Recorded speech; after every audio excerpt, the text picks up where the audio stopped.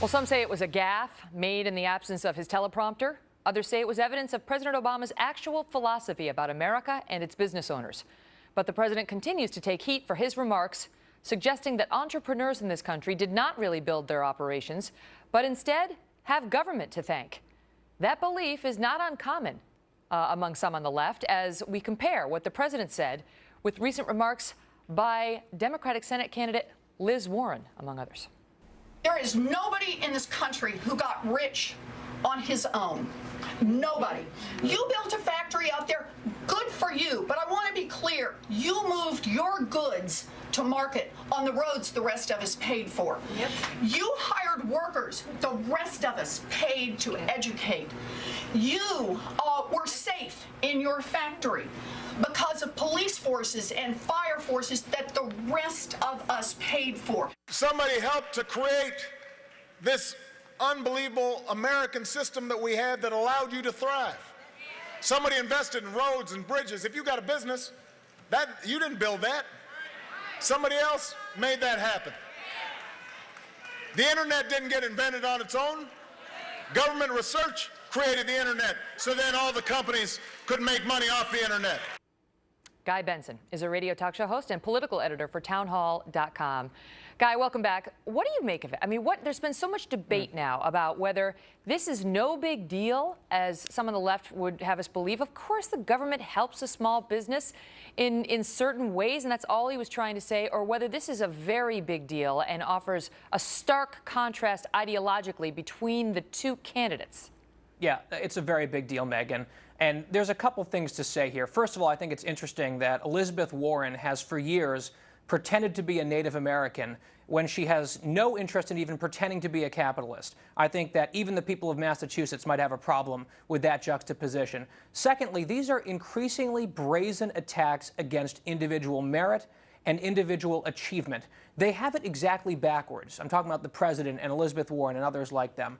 They seem to think that no private achievement is possible without the government, when in fact directly the opposite is the case. Without the private sector, without the ingenuity and productivity of people in the private sector, the vast majority of Americans, government literally could not exist. So if I may, here's an example I want to give using your show and you, Megyn. This is what the president seems to think. You, Megyn Kelly, are not really hosting your show on your own today. And unfortunately, he's not talking about your terrific staff of producers and bookers and engineers and the rest who help build the show every day. He's talking about the government, because you, Megyn Kelly, could not have gotten to Fox News today if not for government roads. And you, Megyn, maybe couldn't read the teleprompter because you'd be illiterate without government schools. This is what the president is trying to say. But the problem with that argument is you yourself individually have paid taxes toward those services, as has Fox News through their corporate taxes. These are things that we all agree upon as a society in order to have a civil society where government does the basic necessity to make sure that individuals can prosper and thrive. And the president believes the opposite, which is totally, in my view, antithetical to the American system. But now he wants me, to stay with your analogy, me to pay more. He says, since I have succeeded. Okay, so I went to public school, right? So that is, I guess, me too. Government sponsored.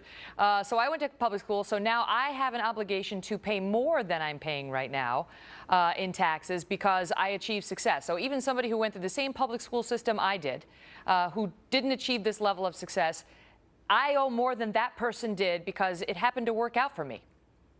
Well, you already pay more, Megyn. I mean, let's be honest. You've been very successful in your career because you're smart and you're hardworking, two things that the president explicitly mocked in that speech. He said with a sneer and a laugh, oh, I love these people who think that they're smart and they're hardworking and that's why they've gotten ahead. Well, actually, yes, some people are smarter than others. Some people do work harder than others. And when that manifests itself in more material success, good. That's the whole reason that this country exists on an economic level, to celebrate that sort of thing. And we already have a progressive tax system.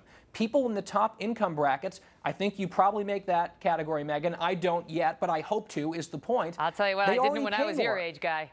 All right, well, that's the point. It's something to aspire to, and folks who are in that top bracket already pay more. The top 10% of income earners paid over 70% of all income taxes a couple of years ago. In the last year that this data was available, the top 1% pays nearly 40% of all income taxes. I mean, we already have a big imbalance there. The president wants to make that imbalance even worse. And to get to that point, he wants to run down people who have done well by chuckling and pretending that they didn't really earn it themselves. And I think that is so insulting to anyone who works hard in this country.